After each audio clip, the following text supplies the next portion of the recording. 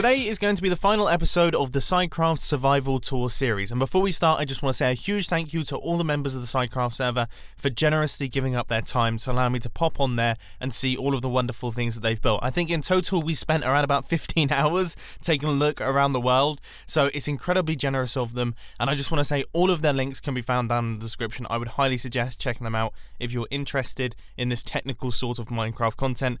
And I also just want to say a huge thank you for the massively positive response that we've had to all of the episodes. It's been amazing to see. I'm so happy to see this side of Minecraft still getting huge amounts of appreciation now that the game is so old. So without further ado, let's crack on and take a look at the final builds. And I have to say, they are even more insane than the ones featured in the previous episodes. I don't know how that's even possible. First up on the to-do list, gigantic, massive mob farm.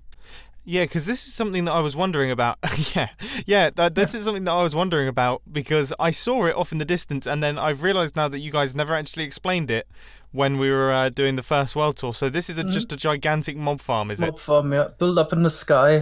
Before we knew about the whole chunk or the spawning mechanism, so we want to build a mob farm as low as possible. Yep. So we didn't know it back then. Build it up high, and had to make it huge to get enough spawning space.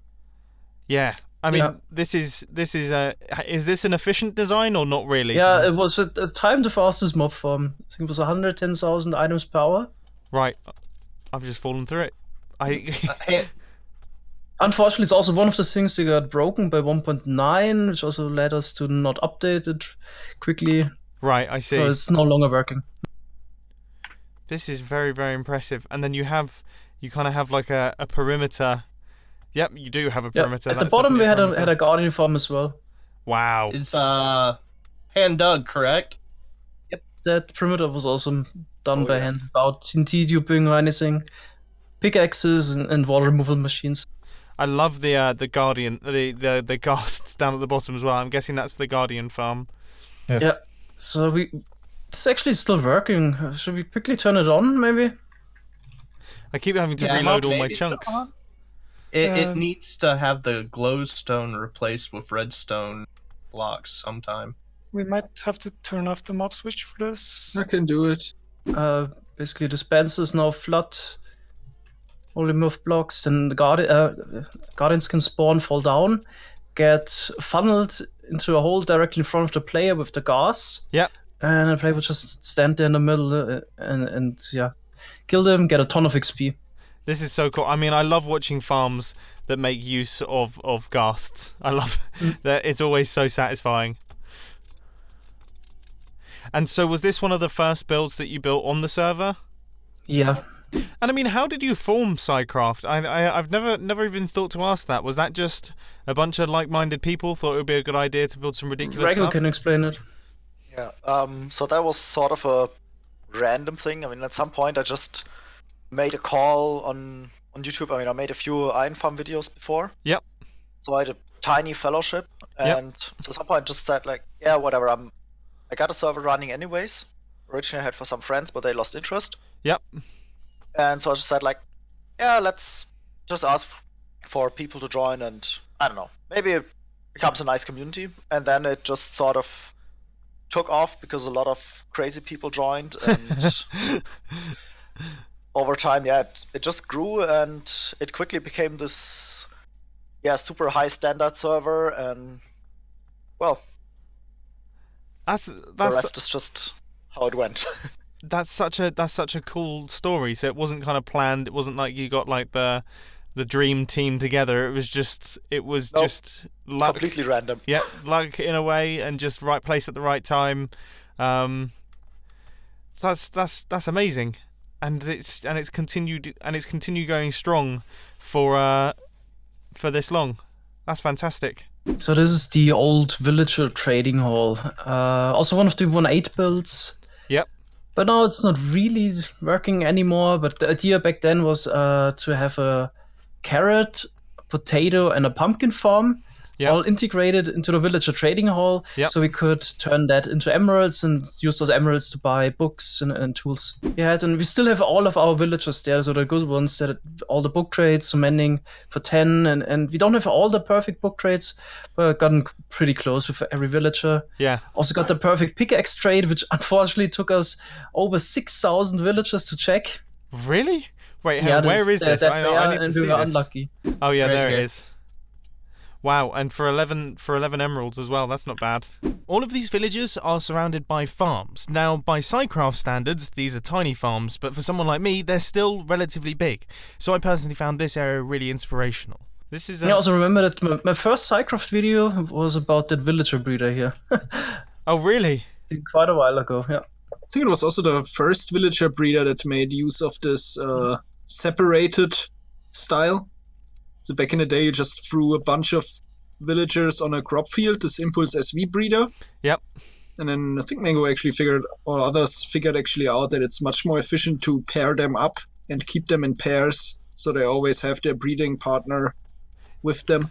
Yeah, I must admit, I've never seen... I was looking at this just a couple seconds ago thinking, I've never really seen a villager breeder that looks like this before, so this is interesting to me.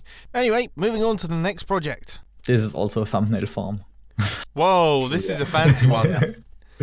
Yeah, this is a nice looking one. Very good decorated.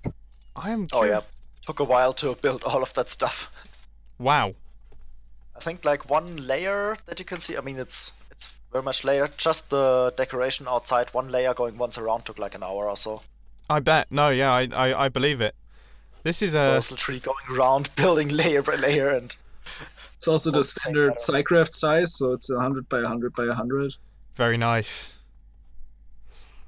And There's a melon farm, by the way. I was going to say, and what is it? So this is a melon farm. Now, why do you need this many melons? Is this just for villager trading, or just We because actually you needed it to build the sugarcane farm later. Right. Okay. Is that any particular reason? Is that for Do we turn immovable it on? objects, or? Usually it Yeah, goes on not like sticky. we need a shulker box of melons, and then someone goes and builds this. at that time there were no shulker boxes. Okay, so yeah, great. Okay. Let's do a single harvest. Stay right there, Mumbo. Yeah. Stay right there. Melons incoming. Look here. So melons Remember- incoming. remember I like the that. wheat They farm? basically overlapping. with Everyone the else cactus. get off of. Okay, stay right there. Oh wow. Okay, my frame rates are going down. Well, I don't have many spots in my inventory, but Should we open the overflow maybe? Then So Mumbo good. will go into the overflow. I can. I Just can. separate back real quick. Methods you Okay, want to craft deliver? it. So is this so you can easily craft it up? Or watch out, you might Yep. go into the overflow. So you can AFK there and just craft everything into blocks immediately. We don't store the slices. We store it immediately in block form. Now, if you're wondering how the farm actually functions and produces this many melons, well, here we go. So, I mean, it's a fairly simple farm, I guess. So it's literally just a manual harvest kind of thing, is it? And then you just stand there and gather up all the drops. Yeah, exactly. It's just one signal going Yep. through, similar to the sugarcane farm. Yep. And yeah, no butt design or anything, because those tend to get stuck at some point. Yep. Yeah, and then after the whole row or the whole sequence is finished, then just start again at the beginning. Now, if you're wondering what sugarcane farm they're talking about, well, is this one right here. Okay, so we have trio of those 100 by 100 by 100 farms. The Yep. Netherwort farm you saw already. Yep. And the melon farm, and now the sugarcane farm as well. Right. Last one. Yeah, this one is the last one, and all of them have the similarity that the basic concept is quite easy, but you can only make it faster by making it bigger. Bigger. Yep. And yeah, I mean, sugarcane farms aren't that hard to do, right? Nope. But if you want to have a lot of sugarcane, you have to build a big sugarcane farm, and that's what you see right in front of you right now. And is this an active? Is this just a? So this isn't fully automatic. This is just a one harvest kind of deal, I'm assuming. This You can one, make it. this one works similar to the Melon farm. So Right. you have a signal. Yeah, you have a signal going through, and once it reaches the end, then it just starts from the beginning again because most of the stuff has been grown. Just to make that doubly clear, you essentially have a redstone line on the outside that kind of snakes along. So if you imagine that all of the farming modules are like a grid, then this redstone line runs through, activating each square on the grid. It goes across, then goes up a layer, then goes back across the other way, and gradually it makes its way around until every single one of the farming modules in the grid has been activated once, and then the redstone signal goes all the way back around and starts again. So essentially, it's like a big redstone clock with a snaking line that gradually harvests things. There's no bud switches or any kind of things like that that make things unreliable. It's just good old-fashioned redstone. And this next farm features some really nice, good old-fashioned pixel art. Wow, this is awesome. This is one of the coolest perimeters. Yep. Oh, Thank you. who designed this? Was that? I mean, I'm guessing that's kind of, slightly Spider-Man That was actually logo-y. me for a change. Oh, really? Yep. This is And it's really, those really walls. cool. How awesome. And this is a spider farm. Well, Spider I mean, farm. Quite, Spider-only mob farm. quite obviously. So of course you can force only spiders to spawn because they're the shortest mob. They fit in a one wide gap, unlike Yep. zombies, creepers, and skeletons. Yep. That's what we use here. And detect the spider spawning with pressure plates. As soon as they spawn, they're getting pushed down and killed with fall damage. Yep. Then we have hopper minecarts at the bottom, going back and forth, collecting the drops, and of course, central storage where everything is then deposited. Pretty straightforward, but a lot of time also went to this. It's quite a large farm. Yeah, absolutely. And is this an efficient farm? Is this? Yeah, it's about 80,000 string power. Wow. Okay, that's a lot of So string. Faster than your quadruple cave spider spawner. Yep. For sure. Yeah, absolutely. Wow. Yeah. No, I can see now. I can see all of the spiders dropping the out. spiders flying. Yeah. Fastest spider farm of its time again, but not anymore. So this is another perimeter, one of the many perimeters that you guys have on the SciCraft server, and that's just did you build this farm when you knew about subchunks, or was this? Not really. Could have built this lower, of course. Would have been a bit more efficient, but we're limited really by the mob cap, so Yeah. it's fine. That's funny. So you just chose to build it low because you just thought it would be cooler? Yeah. That's so funny. It just so happens that it was actually in a way helping it out a little bit. So basically, we could have built this lower and then smaller and get the same rates. It would have been an advantage. Yeah. Well, so when did they find out about subchunks? Was that was Well, still, I think at the end of the 1.8 era. right? This was also one of the first projects we did in 1.8. Right. Then we really understood what's going on. How was that perimeter made, by the way? That was actually made by making a dispenser grid, filling it up with TNT and activating it with redstone lines. So it was an old school Minecraft quarry kind of thing. Well, not quarry, but auto. Not really quarry, but use TNT, yeah. Yeah. In my opinion, was a bit more efficient than the digging. Still quite a lot of effort, just craft the TNT, bring it here, fill in the dispensers. Yeah. But I think it's better than digging, actually. Now we need to take the piston bolt. Yep. Oh, for goodness sake! Is that because it's got cakes and it looks? Yep. Oh, and it's got 3.1. Oh wow! How? It's the Python bolt. It's quite a long piston bolt, actually. And how many how many decimal points of significant figures of pi do you have on this one? It's Nobody 300 digits or something like that. Huh? I think you have to ask Pala. More, but He's not around, sadly. Allah made it and one. I think he made a mistake in the middle. Then he had to. No. We checked No, I'm it. kidding. Oh, it's an urban legend. They actually, Also- you guys actually checked it. No. It was- Also, I actually somebody did. committed a heinous crime. Somebody took one bite out of one of the cake in the middle. Like, I'm serious. That's also hilarious. Okay, so this is the farm running at full speed. This is not Kurda's 768 village iron farm that I just built as a temporary farm. Took like 2 days to build the structure and another half a day to transport the villagers. So really not a big project at all. I mean, it's a decently big project though. I mean, this is this is very impressive, and the number of iron golems that are flying out of this thing. Yeah, it's about 30,000 iron an hour for 768 villages, and actually we have this was like really haphazardly planned. So the storage is, for example, quite crap. Right. So this is like just a set of shulker box loaders. All the poppies go into lava directly because didn't want to store those. Those are extra effort. Yeah. Then they just go into this chest wall here. Yep. This has been running for like the past month at full speed. And the nice thing is actually that there are 70 population villagers here, and they are in lazy chunks when this farm is running because it's loaded by the chunk loading grid you can see at the bottom. Right, okay. And so they're in lazy chunks, which means they cause no lag. Which means that this farm is actually really lag friendly even when it's running at full speed. Wow. And I mean, so 30,000 iron an hour. Does this run at all times, or is it often? Yep, it's been on for about a month at full speed. It's not even that laggy. Yeah, I mean, it's about. It's okay. It's something like 8, 9, 10 ms. Like that's what I got from an empty well where nobody else was on. That's insanely impressive. I mean, this is so 760.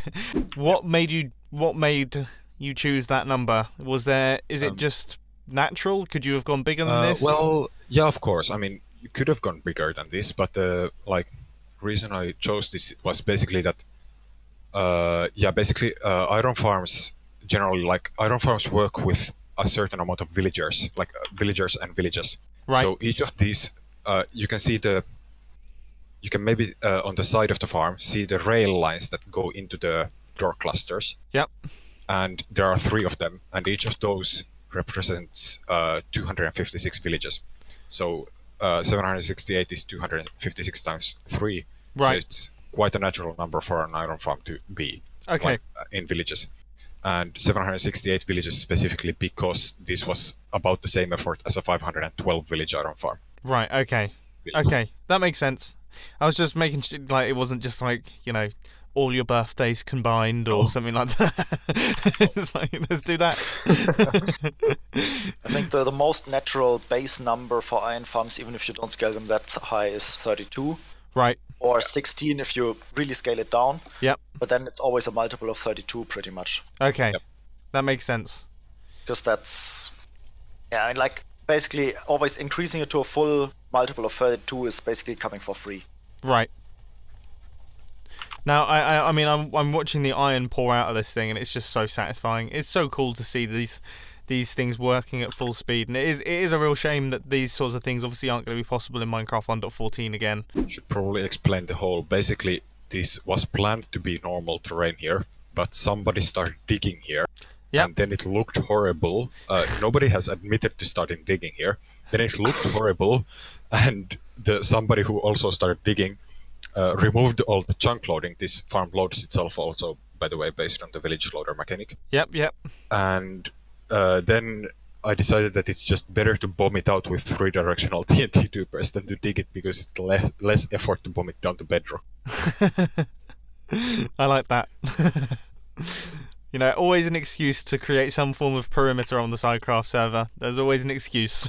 So this is a pretty area on the server. Yeah, this is We're really really nice. focused on the decoration. Yeah. This is our flower farm area. So this is not really a complex farm.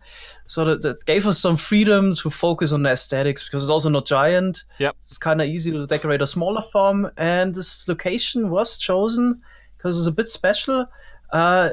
We can get all the flower types in one location. So we got the flower forest biome and a swamp biome next to it to get the blue flower there, and also plains biome. Get some, I think, the yellow and the red ones.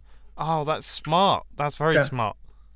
So we can maybe check out one of the flower farms. Maybe the one here in the plains biome. They're all placed in those houses. So also again, the flower farm is nothing special. I think you also built one of those shifting flower farms at some point in Hermitcraft. Yeah, I've built a few of them. Yeah. So we can also activate them from here. Bone mill, shifting floors, hopper minecarts collected. Nice and easy. And then we, of course, bring the items to a central storage. Of course. Yeah, I mean, why would you not? Yeah. Okay, the special thing is here we decided just to make it more interesting to transport all the items with minecarts instead of using the usual water streams or hoppers, just to make it more interesting. That's a very nice cool. challenge as well. Also fits nice. So they're brought into the big factory building. So yeah, got 4 flower farms in total in different houses, and then all the rails lead into the big storage in the middle. The minecarts get unloaded, items was put into the storage pretty much, and this is also the location where we brought our glass to. So you might remember the furnace array we had at spawn.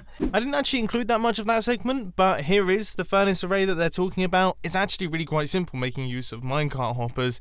By SciCraft scale, is relatively small, but it's also incredibly efficient. We had it fully automatic, so while nobody was on the server, we made glass and actually also brought it to this area and stored it here. And of course, flowers could be crafted into dye, so we could make colored glass in this area. This was the basic idea why we chose this place for the glass storage. That's very cool. That's very smart. This storage room, this is really, really cool. I love the idea of using the minecarts. I love seeing that sort of thing because that's a fun little challenge, and it's nice to watch the little minecarts just transporting items along and dumping them off. It's really, really nice. Oh yeah, we have a control panel here as well, so we can turn on the farms from directly at the location, or we also can do it from here. So we got redstone lines. Yeah. And that just activates it. That's now generating yellow. Yeah, that activates it. Mm-hmm. And you can. So we just indicated it. That would be the swamp, the one on the left. Yep. And so on. Yeah. Super, super cool. See, this is I love these sorts of projects because once again, these are kind of manageable to a certain extent. Like someone can watch this, a bit like myself, can watch this and think to themselves, "That's a fun project. Like I'd be able to get that done." And it's not totally ridiculous, but it's kind of well engineered and just smart, nice, very, very cool. Yeah, then we actually got more. For example, the cactus green. It's not covered by the flowers, so we have a cactus farm as well. Yep. Which is built in those cooling towers. We've got a industrial scene going on in this area. Yeah. Those are cooling towers. Cactus farm. We got a second one because again it was too slow. At some point we were annoyed. Then in this factory building over there, the purple one, there's another cactus farm. Yeah. Another minor inconvenience, the cactus needed to be smelted. And we didn't build a furnace array here, but we always had a furnace array about 1,200 blocks from this location. Right. So we decided to make a system to bring it over to that furnace array. So this is one we haven't shown yet, the furnace array, and smelt it there and then bring it back. And we used the minecart system again. Wow. So I'm not sure if you could follow me. Yep. Yeah. So here's our cactus storage from back then. Yeah. We could request a minecart. Mm-hmm. Oh, okay, showcase of... Oh, here it is. There it is. Chest minecart. I heard the panic in your voice then. Yeah. Can somebody fill up? My inventory is filled up with stuff. Okay, so we can fill it up manually, send the button, and then it's getting stored in a piston bolt. So if we go through that door, you can see this. Yeah. So There's actually an overworld piston bolt leading towards the furnace array. That is the best thing ever. So you're literally piston bolting a little minecart chest along. So basically, the minecarts get stored up there before, so they actually don't get sent before the player does, because the player has to load the chunks. Of course, so the minecarts get loaded like. Oh yeah, Mumbo, come here, down here. Oh yep, down here. Another cart coming. So I can see the minecart chest, and that's being, I guess, stored up. Yep. And then Mumbo needs to get in the minecart. Is it the one on the right? Yep. Okay. Okay. There we go. Now so he's placed behind the chest minecarts, and the piston will automatically start. Oh, that is the coolest thing ever. And you stand along with the chest minecarts. That is so overkill for cactus. This is what I love about this server, is that it's just getting cactus green, but you're sending it back to another furnace array, and I love riding along with my items out in front of me. This is how I want to actually get around I love this idea. I think it's fantastic. And so when was this built again? This was 4 years ago. Right, okay. And this is still your main furnace array? Yeah, it's a sad story, but yeah.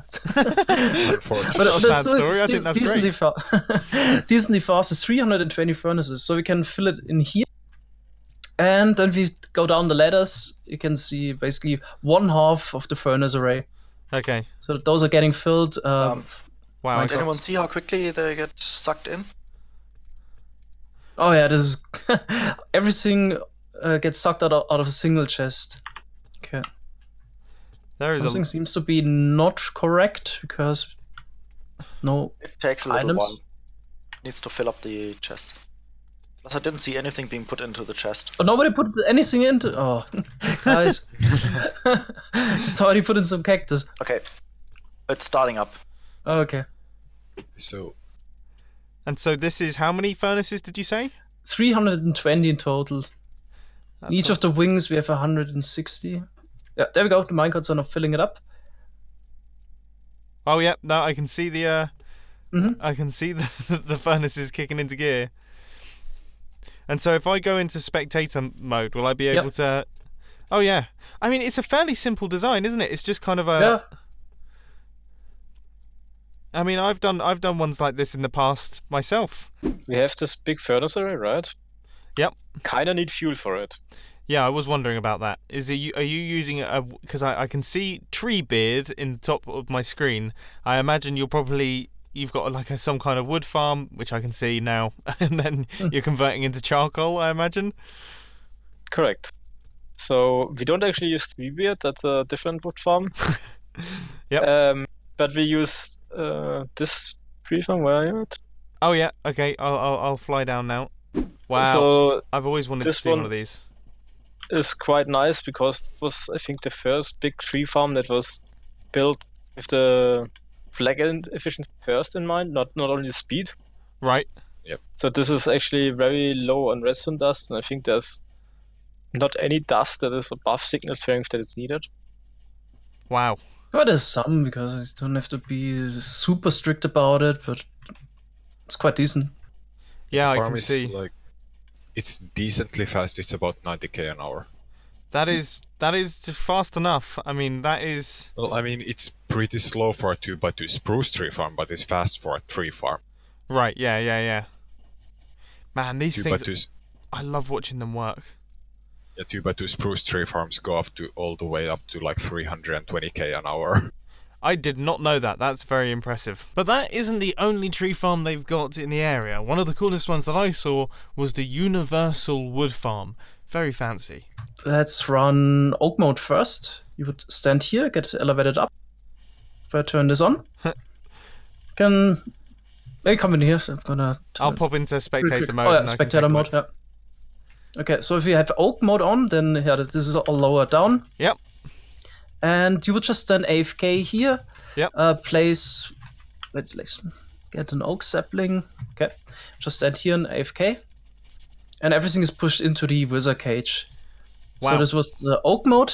Let's turn this back off and try the acacia mode because it's a bit more complex because of the branches. Oh, of course. Yeah. The yeah. acacias grow in a weird shape. So I'm very curious to see what it does with those. Okay.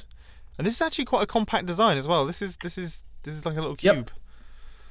This is not that large. It's not super fast, but it's quite compact, decently fast. Yeah. It's a compromise. Okay, gonna grow a few acacia trees here. Okay.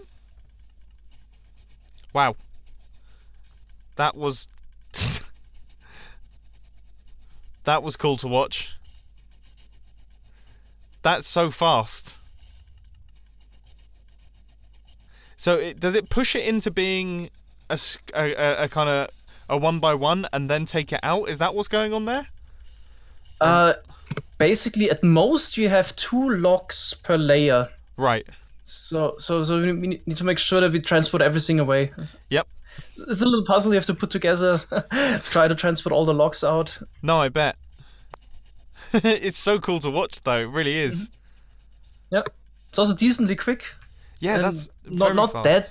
that large, a complicated build. We made faster ones like the old broken 1.8 one we showed you at spawn. It was even much quicker than this one, but also more complicated. Right. All right. So this was the universal tree farm. There's one tree type missing, which is the dark oak. We also have a separate tree farm for that. Can't really put everything into one tree farm because the dark oak farm is already so complex by itself. Wow. I'm not sure if you're still following me. I'm gonna run Yeah, that one next. I'm now. Yeah, I can see you. I'm in spectator mode. Okay, so the huge challenge with dark oak is getting enough saplings, because you obviously need 4, and in total you would need to break 80 leaf blocks. And you might even notice this if you harvest dark oak manually, they're sometimes a bit low on the sapling return rate. Yep. And it's even harder to do an automatic farm with that, because just the way dark oak generates, it's quite tricky to get enough saplings back. And this is, in the end, it was quite a challenge to get a fully automatic farm that returns enough saplings. I'm just gonna run it a little bit, and you can see what's all going on. It's a bit crazy. Okay. Now, why? Oh, okay. I understand why you're going back and forth. That makes sense. And wow. So it's all in the leaf crushers. Yeah. Yep. Yeah, there's a lot of things going on there. And then where is the... So the wood is being pushed across, and then is it being pushed downwards, or is this block always here? So we don't use all the wood. We only use I think the central section. 6x4. Yeah, 6x4 that can be used for it. that makes sense. But now we could probably make a flying machine based one. That's one of my plans to do at some point. That gets all the logs, but it's also quite complicated. Yeah. We get 24 logs each time we grow a tree. This is amazing, though. There's also been quite some development. We were actually the first ones that ever made such a farm that would return enough saplings. Still proud on that. One of the biggest achievements we made at the beginning. This is fantastic. Yeah. It's such a satisfying thing to watch. Yeah. I love watching all of the everything kind of knit in together. All of the slime block machines kind of shuffling around one another. It's so cool. Quintuple piston extender, a few triple piston extenders. It's it was quite challenging. Okay, so everything's been pretty cool so far. Lots of very nice farms, lots of really inspirational stuff. But the next thing that I want to show you is silly. So silly, in fact, that I thought I would come back out into this little Minecraft world right here just to do a piece to the camera to say how silly this is. It's silly. It's silly that anyone would ever do it. I still don't fully understand. And I'm sure you'll see what I mean when we get back into the world. Wow, this looks. Be careful. This isn't chunk errors. Oh wow. Okay, so this is. Wow. Mumbo, have you ever thought, I want to play Skyblock in a normal vanilla survival world? I have never thought that, but We did. you guys have. Have what? Yeah, so On Earth? So the initial plan was to make a 1K by 1K perimeter, and then XCOM developed more bedrock breaking methods, or faster bedrock breaking methods. Yep. And also the complete team SciCraft developed fast Y0 bedrock remover, because you can't use the Dragon Axe for the bedrock on the lowest layer. Right, okay. And I'm not entirely sure how the idea came around, but at some point someone said, let's just remove the 1K by 1K perimeter all the way to the bedrock, then the normal bedrock, and after that also the Y0 bedrock, to have a complete void perimeter. A void perimeter. This is awesome. And and so this is the current state. so this is a work in progress. The strips are gradually being removed. Yep. Yes. In survival, they're much smaller already. Right, yeah. Yeah, it is actually from 2 weeks ago, but now there's probably only half of it left. Wow. Like half of what's here left. Yep. And this is a 1,000 block by 1,000 block perimeter. Yep. And there's no reason for it whatsoever, just kind of for the fun of it? At the beginning, we started this project about 2 years ago. We wanted to build mob farms here. Right, it was I just see. the idea, make a huge perimeter, build all the mob farms you ever need there. Yep. But then over time, new developments came along. For example, it turned out it's really beneficial to build a mob farm in a desert biome. Right, and then it's just not the right location anymore. Yep. And we already progressed quite a lot. And then, I don't know, we kept going. We had all those nice machines developed in order to move Bedrock, and it just kept going. And in the end, we want to just play Skyblock here. I love that. Just play Skyblock. I mean, yeah, being able to play Skyblock in a legitimate survival world is hilarious.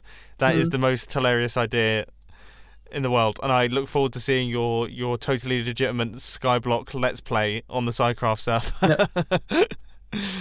We also got a machine still prepared that would remove some of the bedrock. I should mention, this is Pingu's flying machine, and me and Pingu worked on the flying machine. This guy over here. Mad guy. Yeah, Mad guy. Mad at flying machines.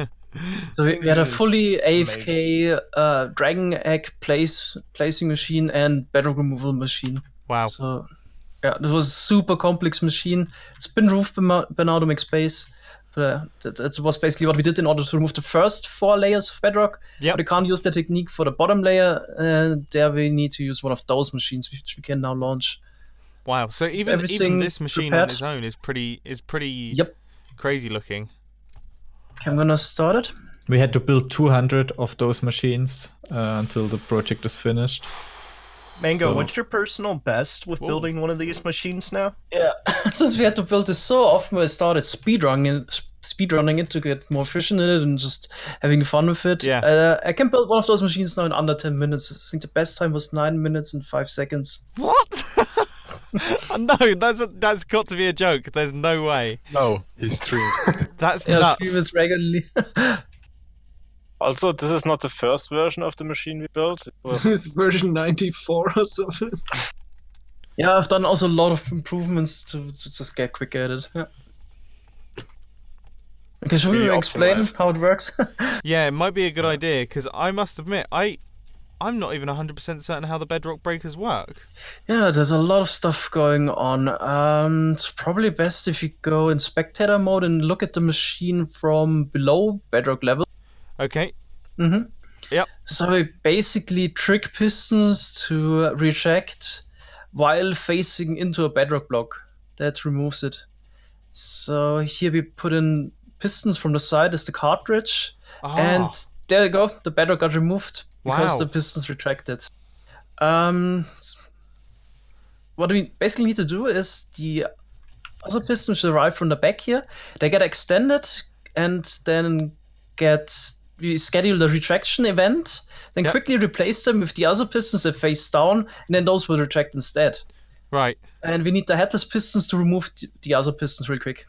So I've just realised why you need 1 million pistons, because they are literally being... They're used up. 1,000 by 1,000 is 1 million, and you are blowing them up. Or they're breaking, and then they are literally being blown up.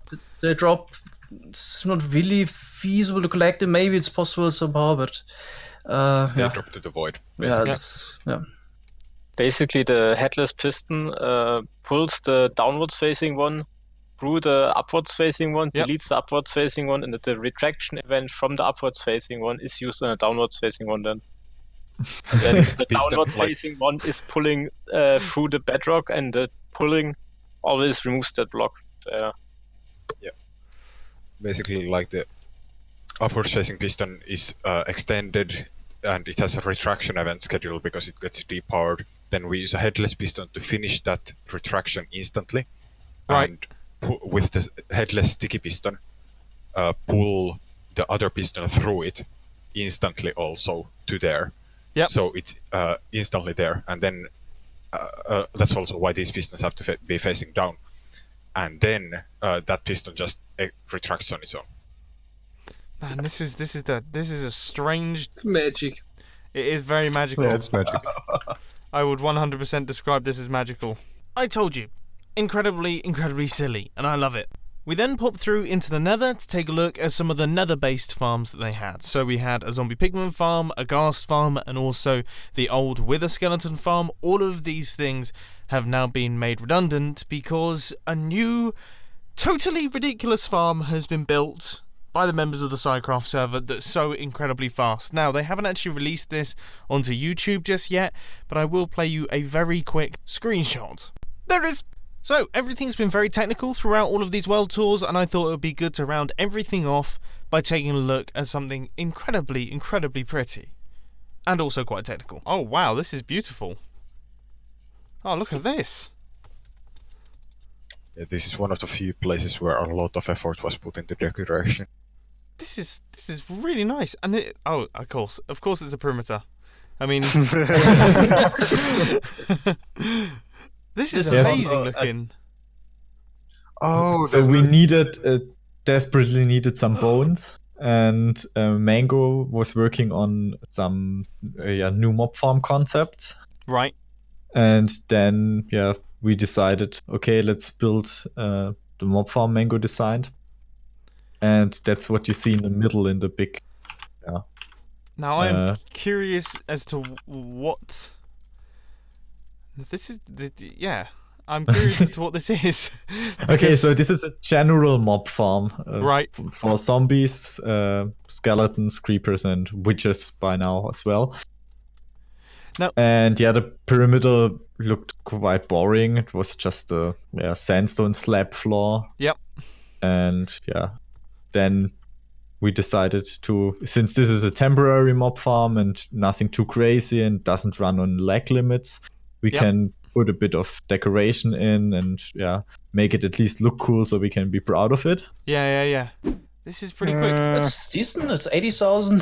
Stop down talking our farms. It's 80,000 drops per hour. But this is the farm we built because we didn't want to build a big one yet. Because we don't have the place yet, right? So this is quote unquote temporary. Yeah, this is the temporary farm. I love the fact that these sorts of things are temporary. Now, this uses a similar system, I'm guessing, to the witch huts with the trapdoors on the inside and everything like that. I mean, for how simple this design is, it's actually unbeatable. Yeah. Oh, this is fantastic. This is amazing. I was actually wondering the other day if you could use large-scale shifting floors to make a big mob farm like this, and clearly you can, and clearly it works really quite well. This is really, really good. And it's beautiful. The design around it as well is absolutely stunning. So there we have it, ladies and gentlemen. That rounds up the SciCraft World Tour series. Obviously, if you want to see more from the SciCraft server, then once again, please do check out the links down in the description. I know that a lot of the members create videos on the server and live stream as well, so you can see everything that they're up to and all future projects, because they have things in the works that are even more crazy than this. Believe it or not. I know. It's difficult to believe. Anyway, thank you ever so much for all the positive support on this series. I'm really glad to see that you guys have enjoyed it. If you have, please just hit that like button. And if you really loved it, then make sure to subscribe. But thanks for watching, guys. This has been Mumbo, and I'm out. I'll see you later.